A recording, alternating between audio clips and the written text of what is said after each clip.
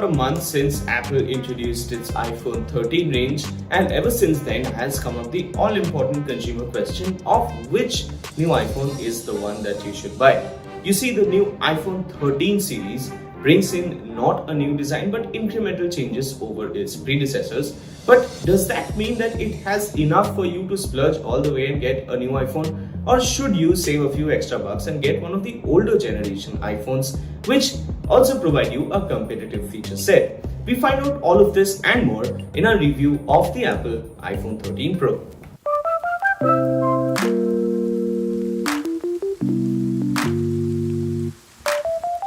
Now, when it comes to design, Apple had made a big jump when it introduced the iPhone 12 in 2020 over its predecessors with the flat edges. But that's not the case with the iPhone 13 series because it looks pretty much exactly the same as before. You see, the iPhone 13 Pro and the iPhone 12 Pro look almost exactly the same, minus the camera modules. On the iPhone 13 Pro, the device gets much larger camera sensors as well as sensor shift OIS, all of which have combined to make the iPhone 13 Pro's camera module significantly larger, heavier and bulkier. Now, you're gonna see this even if you slap on a cover, and whether you like it or not is a different question, but this is pretty much one of your only ways, alongside the new Sierra blue color, to flex your new iPhone purchase if you must do so.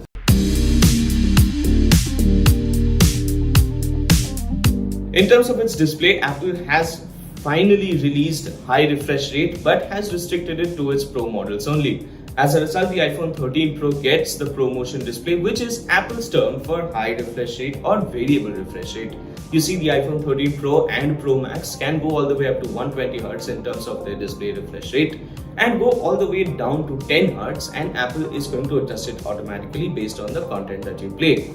However, it's interesting to note that Apple's iOS animations, especially on newer generation iPhones, already work so smoothly that you do not particularly feel the missing bit of high refresh rate displays unless you play games or watch very high refresh rate videos on your phone. It is in these minute cases that the iPhone 13 Pro does make an incremental difference over its predecessors, but if you do not have ProMotion, you are not going to be really missing it. You have to really combine two phones side by side or two iPhones side by side to notice that the older generation does not have higher refresh rate, and on that front, the iPhone 13 Pro does stand out, but only by a slight margin. Now, the notch is also slightly smaller on the iPhone 13 Pro, but it is taller as well. But on the overall scheme of things, it doesn't make much of a difference because there's literally no change in the interface which reacts to the change in the notch.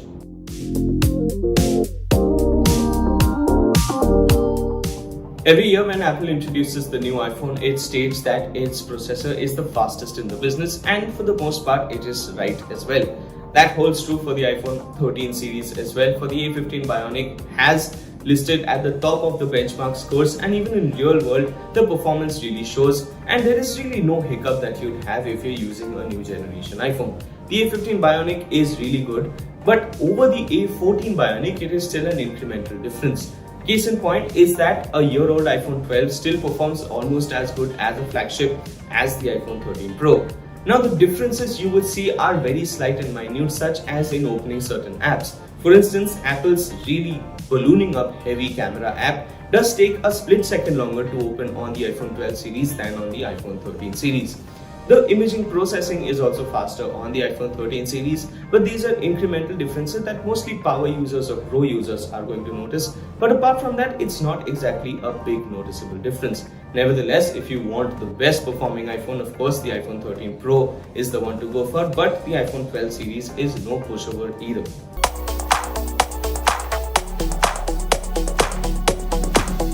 The one area where the iPhone 13 series does make a difference, or the iPhone 13 Pro does make a difference over its predecessors, is in photography. With sensor shift OIS, the iPhone 13 Pro's photographs are just that much more stabler, as a result of which, if you take photos in low light, you'll notice that the details are slightly crisper and slightly straighter than before. Straight lines are not as jagged as the iPhone 12 captured, which you would see by zooming in, and on that front, the iPhone 13's cameras are definitely better. Thanks to better stabilization and larger sensors, low light photography has also improved on the iPhone 13 series. But again, this is an incremental update because the iPhone 12 series was already more than usable in terms of low light photography. And there are multiple bugs such as the mode failing to focus on the subject when you pan to the subject, or kind of refocusing again and again in order to get the right point of focus. Nevertheless, this is something that Apple can fix with a future software update and most likely will. But in terms of an experimental mode right now, it is something that can be quite exciting for people to play around with.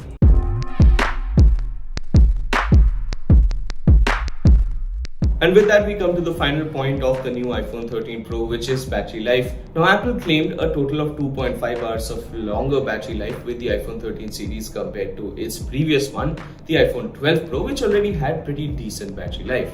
And Apple's claim is more or less accurate in the sense that I have been getting about 2 hours of longer battery life with the iPhone 13 Pro with the similar volume or the similar amount of usage as compared to the 12 Pro.